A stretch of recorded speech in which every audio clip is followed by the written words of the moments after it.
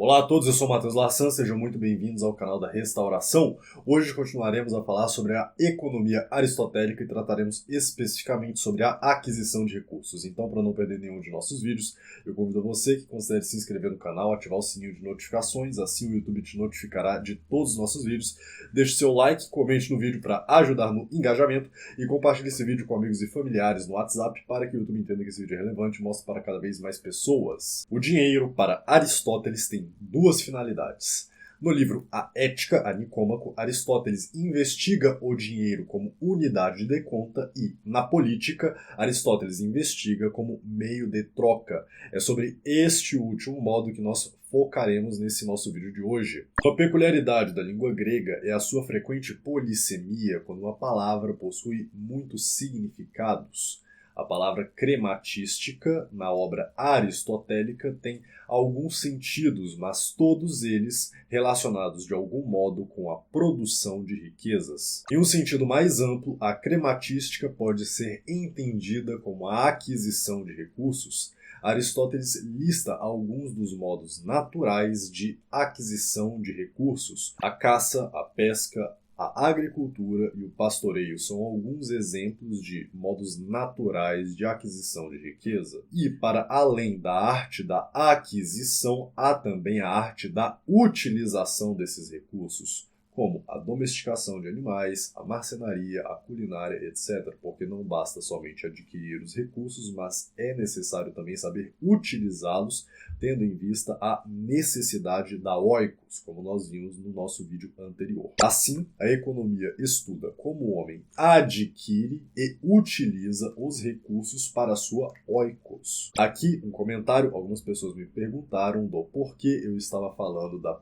economia somente numa perspectiva familiar, mas aqui eu o faço tendo em vista a média dos nossos espectadores, as pessoas que nos assistem, porque, bem, eu acredito que todos aqui são ou pais de família ou então são pessoas de famílias comuns e não há ninguém aqui que seja general do exército, presidente da república, não sei, presidente de uma grande associação de caridade. Mas a economia, ela pode ser vista também sob essas várias perspectivas, ou seja, poderia muito bem ver-se a economia a partir da perspectiva de uma associação beneficente que adquire recursos tendo em vista a ajuda solidária, a ajuda caridosa a outras pessoas. Então tenham isso em mente durante a nossa aula e série sobre economia. Entendidos os modos naturais de aquisição de recursos, no livro A Política, Aristóteles diz que, com o desenvolvimento da sociedade, surge um novo tipo de aquisição de recursos, as trocas. As trocas acontecem porque a natureza não dá tudo a todos igualmente, mas distribui os bens entre os homens, e desse modo os homens trocam para ter aquilo de que naturalmente necessitam, mas não têm. O filósofo divide essas trocas em duas, chamada uma de crematística domiciliar e a outra de crematística comercial. A crematística domiciliar é totalmente natural e louvável porque é um meio de aquisição ordenado tendo em vista o bem viver. Esse meio de aquisição de riquezas é limitado, pois tem em vista o uso e a fruição dos bens. Já a crematística pecuniária é antinatural e justamente censurável, porque não ocorre tendo em vista o bom uso dos bens, mas meramente o seu acúmulo. É o que podemos chamar de entesouramento. Essa crematística é antinatural, pois não tem como sua motivação a necessidade, mas a ganância. Ou seja, na crematística doméstica, as pessoas trocam de modo ordenado, tendo em vista a fruição dos bens. Ou seja, normalmente elas dão o excedente daquilo que elas têm em troca daquilo que elas não possuem para utilizar aquelas coisas que estão trocando. Já na crematística comercial, as pessoas, embora já tenham satisfeitas as suas necessidades particulares, continuam a trocar porque não trocam mais visando a utilização, mas se engajam nesse comércio perpétuo visando o acúmulo, cada vez mais dinheiro, cada vez mais bens e dinheiro para ser utilizado para acumular mais dinheiro e mais bens. Ou seja, é algo desordenado, é um ciclo fechado em si mesmo. é o acúmulo pelo acúmulo. Aqui começaremos a falar do surgimento do dinheiro pela perspectiva aristotélica das trocas. Todos os objetos possuem uma dupla finalidade, o uso próprio e impróprio. Um calçado, por exemplo, um sapato, o fim próprio do sapato é calçar os pés. E o fim impróprio do sapato é servir como objeto de troca. Naturalmente, os homens adquirem recursos visando a sua utilização, ou seja, naturalmente, os homens adquirem sapatos visando calçar os pés. E justamente porque há um objetivo de uso para esse determinado bem, que as trocas são limitadas pela necessidade, tendo em vista o uso. Mas quando os bens são mais valorizados pelo fim impróprio do que pelo próprio, então os homens começam a acumular infinitamente tais bens. Seria muito incômodo acumular infinitamente riquezas reais, como terras e gado, principalmente pela dificuldade logística de tal feito. Portanto, convencionou-se que alguns bens, nomeadamente os metais, seriam utilizados primariamente como meios de troca e secundariamente como bens de uso real. E desse modo, os homens conseguiram criar uma modalidade comparativamente mais fácil de acúmulo infinito de riqueza. Não com o acúmulo direto delas, mas através de um símbolo indireto e convencional. Portanto, o mais natural são as trocas diretas, enquanto as trocas indiretas e convencionais só são naturais na medida em que são voltadas para um fim natural, ou seja, a utilização dentro da oikos. As trocas com dinheiro visando a utilização, atenção nisso aqui, trocas com dinheiro visando a utilização são naturais, enquanto as trocas com dinheiro visando o mero acúmulo de bens são antinaturais. O Aristóteles, ele era receoso e ele pensava que o comércio que vai além da obtenção daquilo que a gente necessita não era natural. Ou seja, eu preciso de um sapato, eu plantar uva e vender a uva para conseguir o dinheiro para comprar o sapato, aí o Aristóteles entendia que tá tudo bem. Agora, se eu só plantasse uva e ficasse vendendo a uva para ganhar dinheiro e acumular lucro, não que eu quisesse pegar esse dinheiro porque eu precisava de sapato, de calça, de cinto, mas só para eu acumular, aí ele tinha uma preocupação e ele era receoso com esse uso do comércio. Obviamente que a gente sabe hoje em dia que esse pensamento do Aristóteles está correto! Mas mais pervertida do que a crematística comercial é a aquisição de recursos por meio do dinheiro mesmo, prática esta chamada de usura. Se o dinheiro serve para facilitar as trocas, então como pode o dinheiro em uma determinada operação se multiplicar por ele mesmo? O princípio da identidade comprova que o dinheiro não pode ser simultaneamente o fim e o meio de uma determinada operação. Como pode o meio da operação ser o dinheiro com o fim de ganhar dinheiro? Então, o fim e o meio são a mesma coisa? Pelo princípio da identidade, isto é logicamente impossível. Dito isso, por essa razão, Aristóteles considera que o meio mais antinatural de aquisição de recursos é, sem sombra de dúvidas, a usura, porque ela perverte a finalidade do meio de troca. Embora não tenhamos esgotado o tema do dinheiro, daqui já podemos fazer algumas reflexões. A primeira coisa que eu me perguntei estudando esses assuntos foi por que ninguém fala dessas coisas. Eu mesmo nunca tinha visto a economia aristotélica exposta de modo didático, seja no YouTube, seja, não sei, em alguma outra rede social. Eu nunca tinha visto isso e eu me pergunto o porquê. Então aqui nós vimos que o dinheiro serve para a aquisição de bens tendo em vista a utilização dentro de casa. E isso me gerou algumas perguntas ou me fez fazer algumas reflexões que eu compartilho com vocês.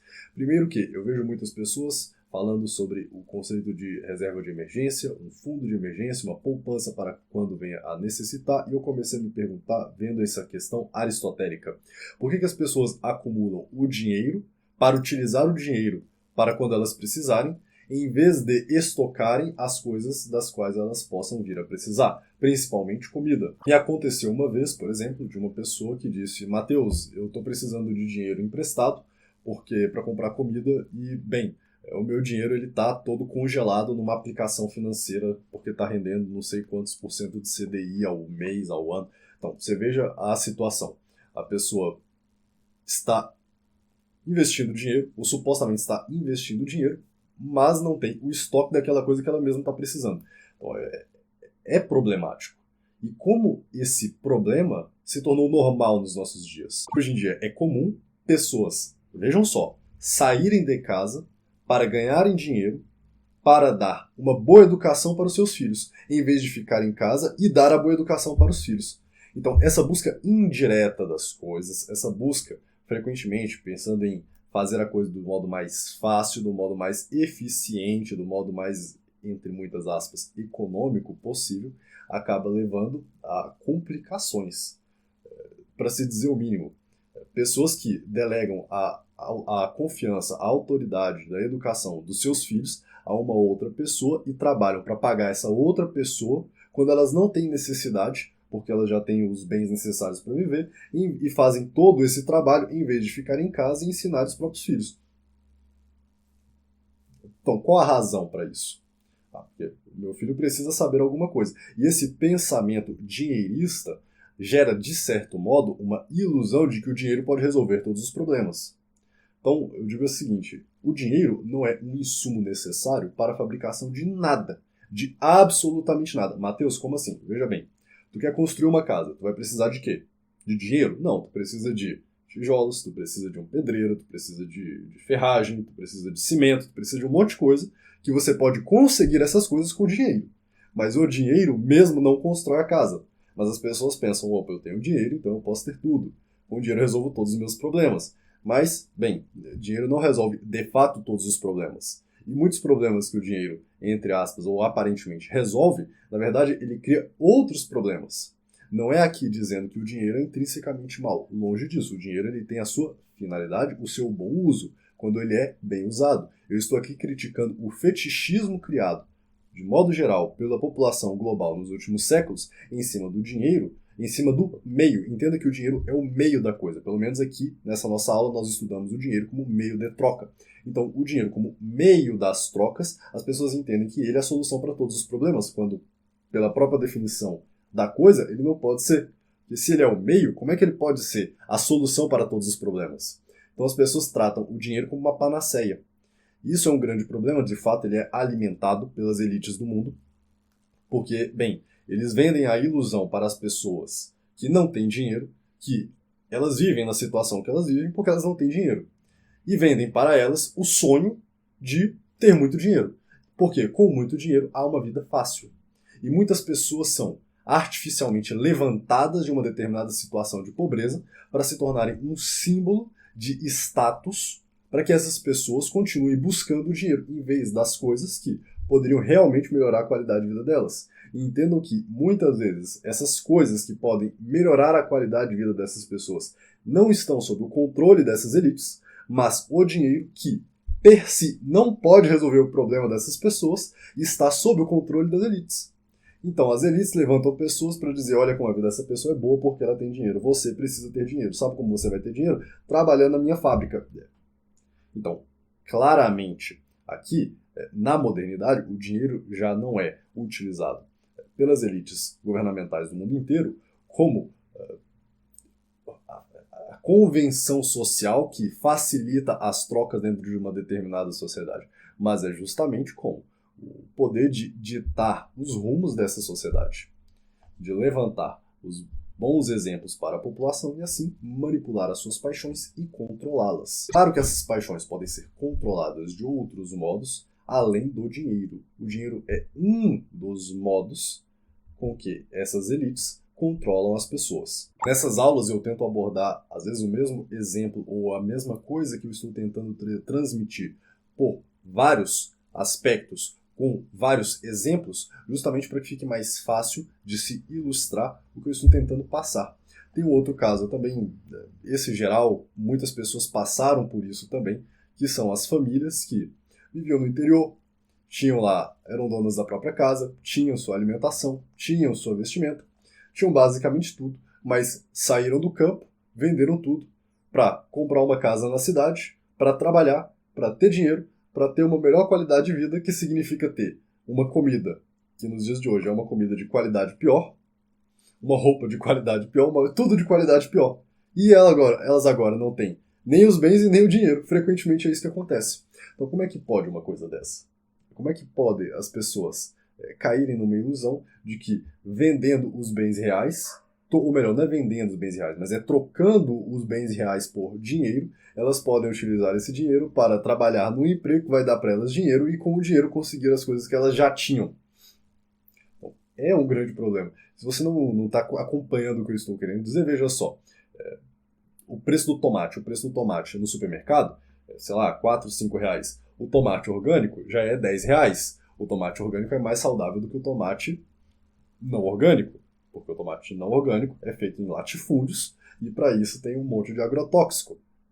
Então, antigamente as pessoas tinham os poços artesianos dentro de casa, e aí um filtro e tudo mais estava muito bem. Agora, hoje, para atender a demanda de tantas pessoas, é necessário ter todo um complexo de tratamento da água, e para isso eles acabam contaminando a água. Não é contaminando, né? Porque eu não estou dizendo que o governo contamina de modo algum, mas eles adicionam certas substâncias na água, como o flúor e o cloro, que em grandes quantidades não são muito benéficas para a saúde. E nós temos que o quê? Comprar um filtro ou dar aqui algum jeito de retirar a substância. Então você veja, é um ciclo em que os problemas nos aparecem e nós, em vez de irmos à raiz do problema, estamos aqui tentando encontrar mecanismos de resolver, de solucionar os problemas causados pelos próprios problemas.